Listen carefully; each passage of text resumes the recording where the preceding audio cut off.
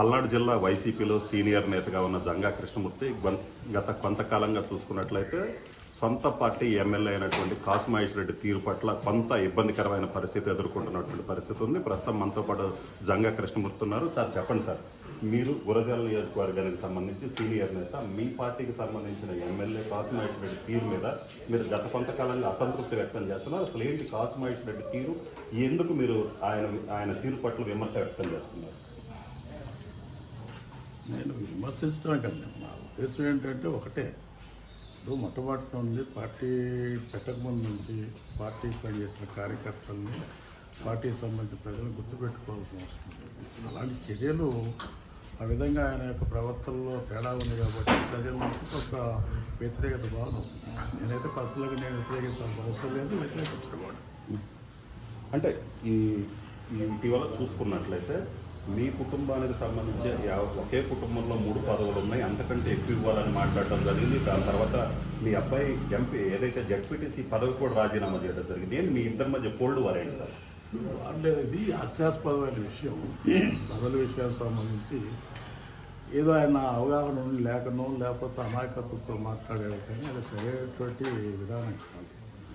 ఇది పదవులు అనేవి పార్టీ పరంగానే ఉండి, ఒక వ్యక్తికి ఒక పదవి వచ్చిందంటే పార్టీ అవసరాలు తెచ్చి కానివ్వండి, అసలు స్కిల్ని బట్టి కానివ్వండి, ఉన్నటువంటి రిజర్వేషన్స్ బట్టి కానివ్వండి, రకరకాల ప్రభావంగా అతనికి పార్టీలో పదవి రావడం జరుగుతుంది. మా అబ్బాయికి సంబంధించి జడ్పీటీసీ అనేది బీసీ సంబంధించిన రిజర్వేషన్ సంబంధించినటువంటిది. అంతేగాని అట్లా కాకుండా కూడా అతను మాట్లాడే విధానం ఎట్లా ఉందంటే, పదవులన్నీ నేనే ఇచ్చాను, ఒక ఇంట్లో ఇన్ని పదవులను మాట్లాడుతూ అనేది అతని యొక్క మా ఇచ్చే విచక్షణాగానికి వదిలిపెడుతున్నాం.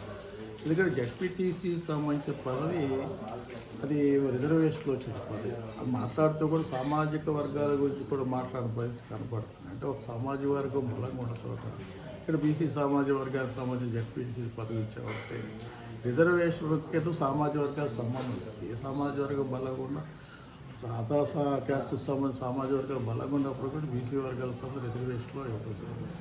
సర్పంచ్ సంబంధించి ఆ గ్రామానికి సంబంధించినటువంటి వాళ్ళందరూ కూడా కలిసి సర్పంచ్ని ఏకగ్రీవంగా ఎన్నుకోవటం జరిగింది. ఎమ్మెల్సీ సంబంధించి అంటే పక్క ఇంటి పదవులు అనేది మాట్లాడుతూ అనేది ఇక్కడ అయితే వాళ్ళకు ఒక న్యాయం, మాకు ఒక న్యాయం, బలహీన వర్గాలకు ఒక న్యాయం, వాళ్ళకు ఒక న్యాయం. వాళ్ళ తాతగారు ముఖ్యమంత్రి చేశాడు, వాళ్ళకి తాతగారు చైర్మన్ చేశారు, మంత్రులు చేశారు, జడ్పీసీ చైర్మన్ ఎమ్మెల్సీ చేశారు. వాళ్ళ నాన్నగారు వాళ్ళ ఇంట్లో మంత్రి చేసిన, ముఖ్యమంత్రి చేసినప్పుడు కానీ, ఎంపీ చేసినప్పుడు కానీ, వాళ్ళ నాన్నగారు శాసనసభ్యులు చేయడం జరిగింది. ఇది కరెక్టైన పద్ధతి. ఆయన విద్యార్థులకు సంబంధించిన ఆయన ఏదో కావాలని మాకు పదవులు ఇచ్చారటువంటి విధంగా మాట్లాడటం మా కూడా మానసికంగా మనస్తాపాన్ని గురించి రిజైన్ చేయడం జరిగింది.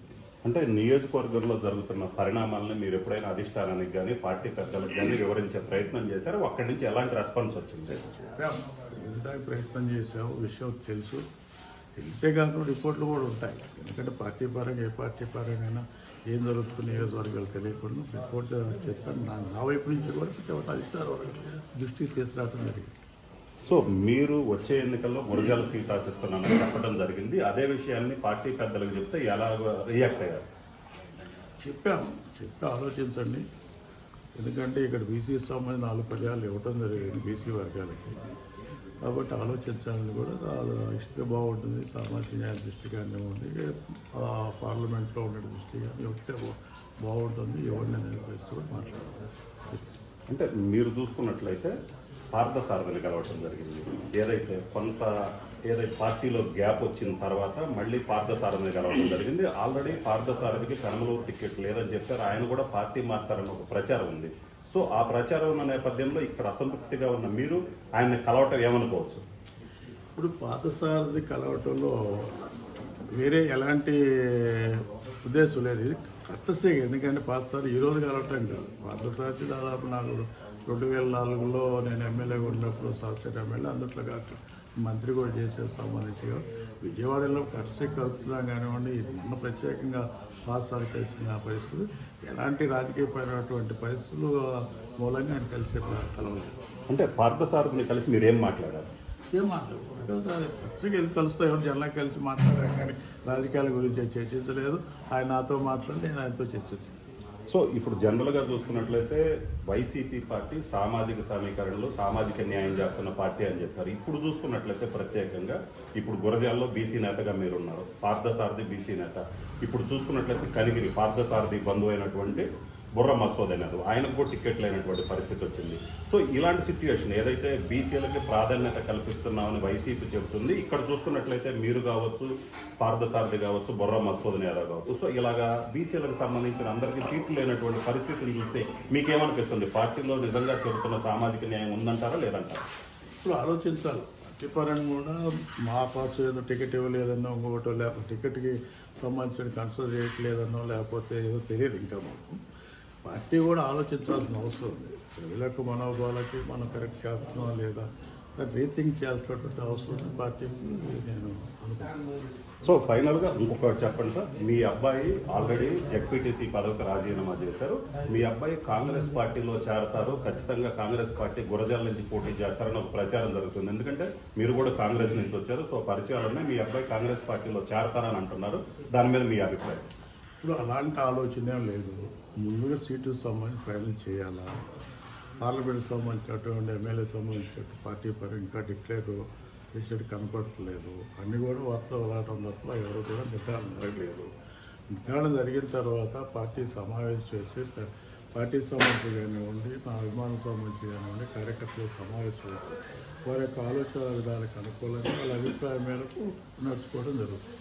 అంటే మీరు చూసినట్లయితే ఆల్రెడీ మొదటి నుంచి కూడా వైసీపీలో ఉన్నారు, కాంగ్రెస్ నుంచి వైసీపీలోకి వచ్చారు. అలాగే ఎంపీ శ్రీకృష్ణదేవరాయలకి మీకు మంచి సంబంధాలు ఉన్న పరిస్థితి. ఇప్పుడు ఎంపీకి అక్కడ సీటుకు సంబంధించి ఆయన గుంటూరు వెళ్ళమని చెప్పడం జరిగింది. ఇప్పుడున్న పరిస్థితుల్లో మీకు కూడా పార్టీలో అంత ప్రాధాన్యత దక్కలేదని మీ అనుచరులు చెప్తున్నటువంటి పరిస్థితి ఉంది. ఈ టైంలో మీకు గురజాల సీటు ఇవ్వకపోతే మీరేం చేయబోతున్నారు? అదే కదా నేను మాట్లాడేది. ఎంతో కార్యకర్తలు సమావేశం వేసుకొని గురజాల నియోజకవర్గానికి సంబంధించి కానివ్వండి, ఇతర ప్రాంతాలకు సంబంధించి కానివ్వండి, మా అభిమానులకు కానివ్వండి, మా సహచరుల యొక్క సమావేశం ఏర్పాటు చేసుకొని వాళ్ళ అభిప్రాయానికి అనుకూలంగా, వాళ్ళ నిర్ణయానికి అనుకూలంగా నిర్ణయం తీసుకోవడం జరుగుతుంది. అంటే మీరు ఒకవేళ మీకు సీట్ ఇవ్వకపోతే మీ అభిమానులు, మీ అనుచరులు పోటీ చేయాలని భావిస్తే మీరు రెబల్గా పోటీ చేస్తారా లేకపోతే పార్టీ మారుతారా? ఇప్పుడు ఎందుకు పట్టుకోవాలా? వాళ్ళు ఏ నిర్ణయం చెప్తే వేచి చూద్దాం. వచ్చిన నిర్ణయం ప్రకారం వస్తుంది. సో ఇది పరిస్థితి. మొత్తం మీద చూసినట్లయితే వైసీపీలో సామాజిక న్యాయానికి వైసీపీ పెద్దపీట వేస్తుంది. అయితే ప్రస్తుతం జరుగుతున్నటువంటి పరిస్థితులు ఏదైతే ఉన్నాయో ఆ పరిస్థితులు చూసినట్లయితే అక్కడ ఏం జరుగుతుంది, ప్రజల అభిప్రాయాలు, ప్రజల మనోభావాలకు అనుగుణంగా ఇక్కడ సామాజిక న్యాయం జరుగుతుందా లేదా అనేది ఒకసారి పార్టీ పెద్దలు కూడా ఆలోచించాలి. అలాగే ఎమ్మెల్యే మహేష్ రెడ్డి తీరు అయితే మాత్రం కరెక్ట్ కాదు. ఒకే కుటుంబానికి 3 పదవులు అంటూ ఆయన చేసినటువంటి వ్యాఖ్యలు కరెక్ట్ కాదు. ఆయన కుటుంబంలో తరతరాలుగా వాళ్ళు ఏ విధంగా పదవులు అనుభవిస్తున్నారు, వాళ్ళకు ఒక న్యాయం మాకొక న్యాయం అని చెప్తున్నారు. తన పార్టీ తనకు సంబంధించినటువంటి అనుచరులు, అభిమానులతో సమావేశమై వాళ్ళు ఏ నిర్ణయం తీసుకుంటారో ఆ నిర్ణయం ప్రకారం తాను నడుచుకుంటానని చెప్తున్నారు. కెమెరామెన్ సిద్ధుతో రామారావు, RTV, గుంటూరు జిల్లా.